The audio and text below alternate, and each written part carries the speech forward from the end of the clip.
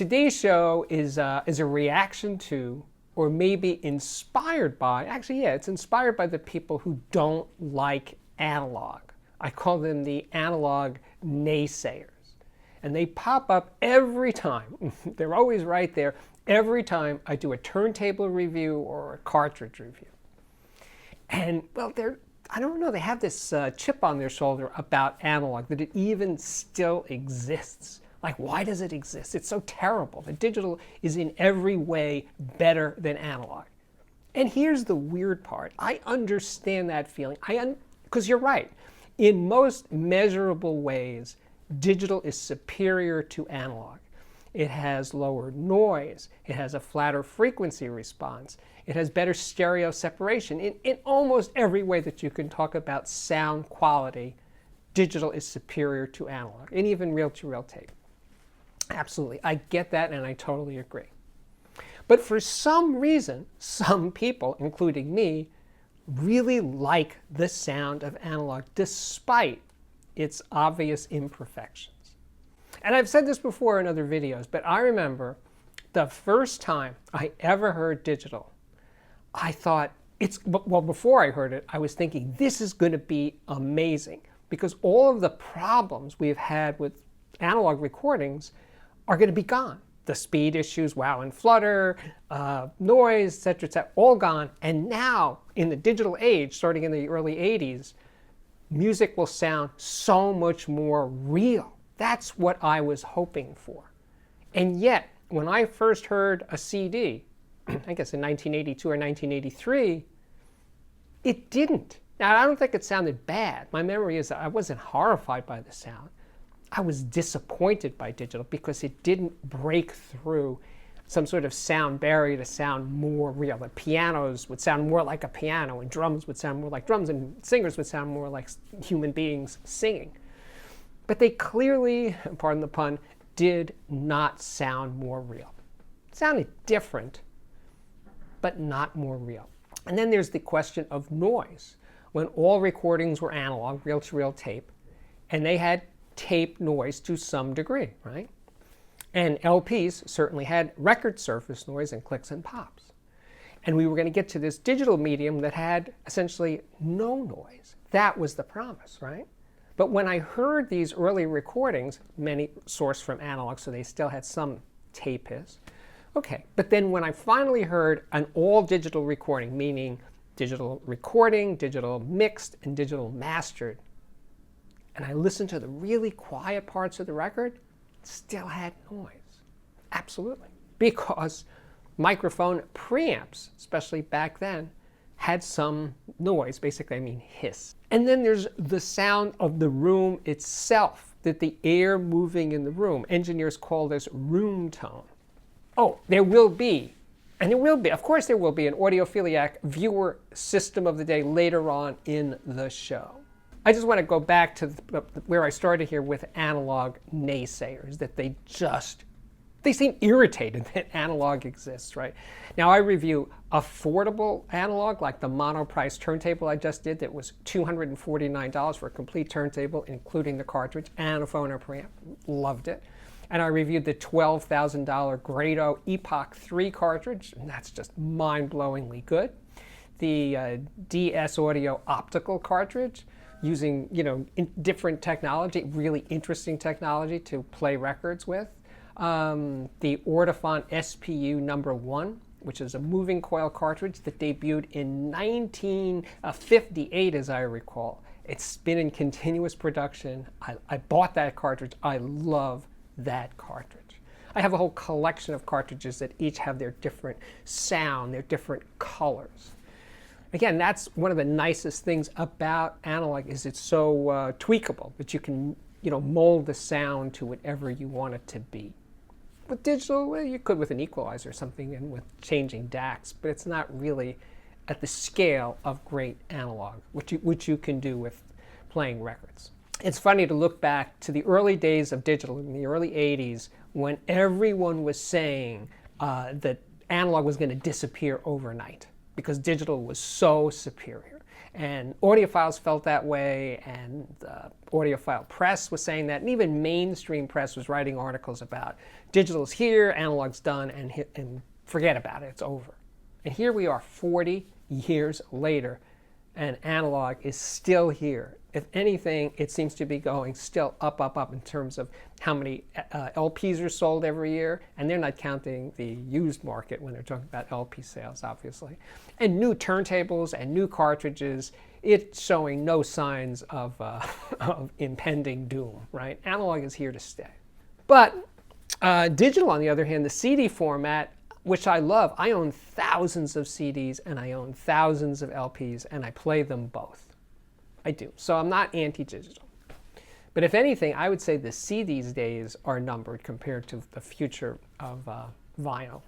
Getting back to the analog naysayers, the people who were pretty hostile to analog, sometimes in those comments I respond and I say, wow, you know, it shows you're kind of open-minded that you're watching a review of a cartridge or a turntable and you don't even like it. You don't even like the format, and yet you're here watching my videos. So thanks. This is how I respond to negative comments some of the time.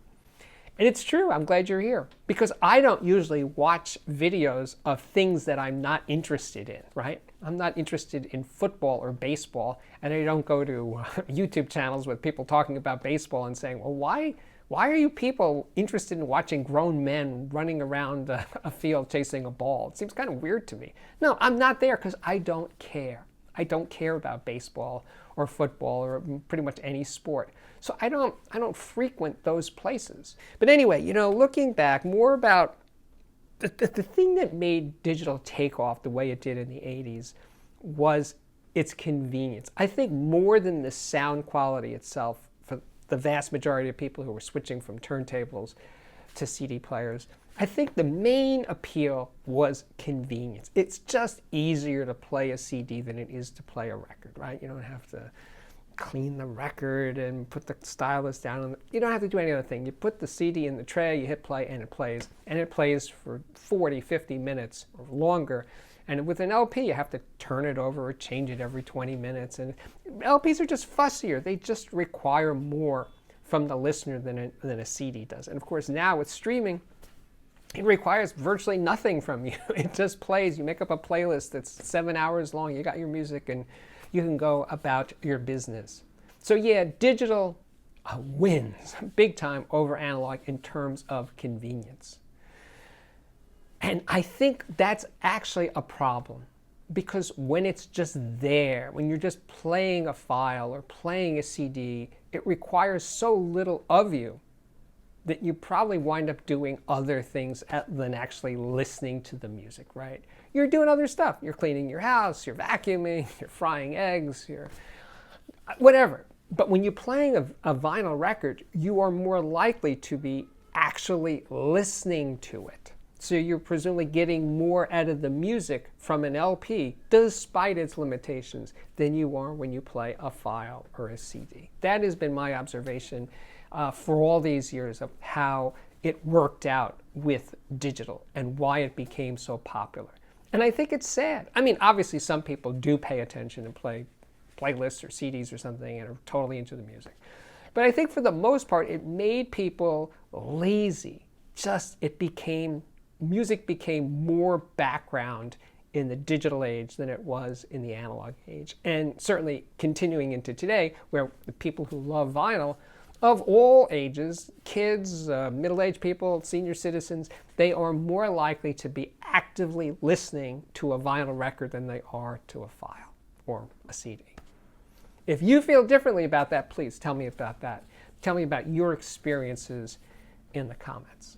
So I just want to take a wee bit of a side trip about this idea, and it's not really analog or digital mostly, about the idea, this concept that audiophiles seem to have, that it's a fantasy, that they want to hear what the band heard when they played in the studio. And it's a beautiful concept. I love the idea that you're transported back to the session, and when you're playing that file or CD or LP, that you're hearing what the band heard, was experiencing that vibe, whatever that energy. And for the most part, That's not possible because what the band played isn't the final result of the single or the album, right? Because later, after the band played, the album was mixed and changed the sound. It's no longer what they played. It's a tweaked and improved version of what the band played. And then it's mastered, and then it's changed again. So I just want to follow through and complete the premise of today's show, which is analog and digital. Now, if I had to choose, and luckily I don't, if I had to choose between only hearing analog for the rest of my life or only hearing digital, I would absolutely choose analog because I just enjoy it more. There's something about the sound of playing a vinyl record, despite all of its limitations. I just connect with it in a deeper, more powerful way than I do with digital, even high-res digital. And yes, when I worked for Chesky Records, most of the years that I was there, we were recording high-res digital that wasn't compressed, it wasn't processed, it wasn't equalized. It was as good as digital was going to be. And still, I never quite felt as connected to the music with a high-res file as I do with an LP. The LP just seems more human, more real, more like people playing music together.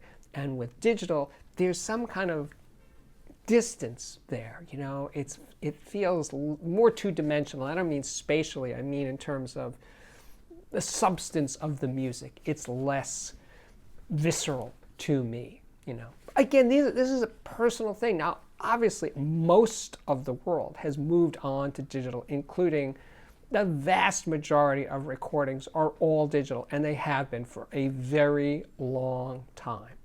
It's just the way it is because it's more convenient. And even for recording studios, it's just easier and in many ways cheaper than to do a digital recording where there's, you know, tape costs and maintaining the reel-to-reel machines and all of that stuff. It's just easier to be digital in here. And one of my recording engineer friends said a few years ago that making records, recording analog back in the day required a high level of skill by the engineers that did it.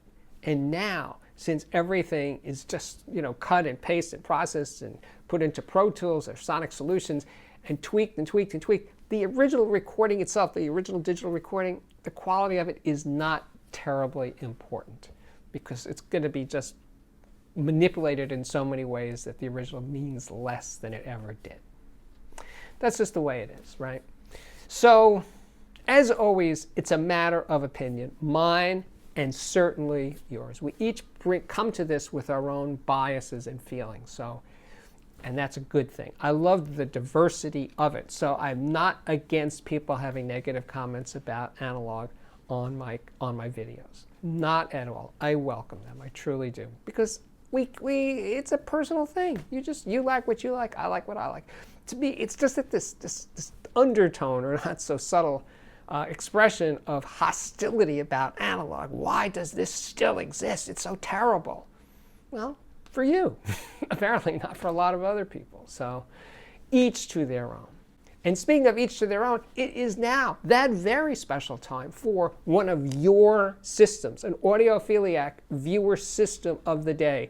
These pictures come to us from Jeff. He is 57 years old and he lives in Oregon. And he has a very special DIY amplifier. It's actually a 300B D3A SET amp that was designed to provide dead silent background, low distortion, and a higher than average damping factor for a zero feedback design. The speakers are clipless Scalas. For CD playback, he's using an Audiolab 6000 CDT transport with a PS Audio direct stream DAC, and for vinyl, a VPI Aries extended turntable with a 12.6-inch arm, and the cartridge is a Dynavector 20x2 moving coil, and it's being played through a Project Tube SE phono preamp. But he's lusting after a PS Audio Stellar phono preamp, probably later this year. Anyway, thanks, Jeff. Okay, we are back. My name is Steve Guttenberg, and it's true, I am the Audiophiliac, except no substitutes. This is the real deal you're looking at here. If you like what I'm doing here on the channel, if you enjoy these rants, the reviews, the interviews, and yet the Audiophiliac viewer systems of the day, I'd like you to consider joining my Patreon. The address is on the screen right now. You can join for a couple of bucks a month and up and up and up, and you can pay in either dollars, pounds, or euros. And beyond that, yeah, if you could subscribe to the channel, we're inching closer to 230,000 subscribers, and I expect that we will hit 250,000 before 2023 is up. So yeah, please subscribe, and if you just like any of these videos, and certainly including this one, please hit the like button. And with that, I can say my work here is 100% complete.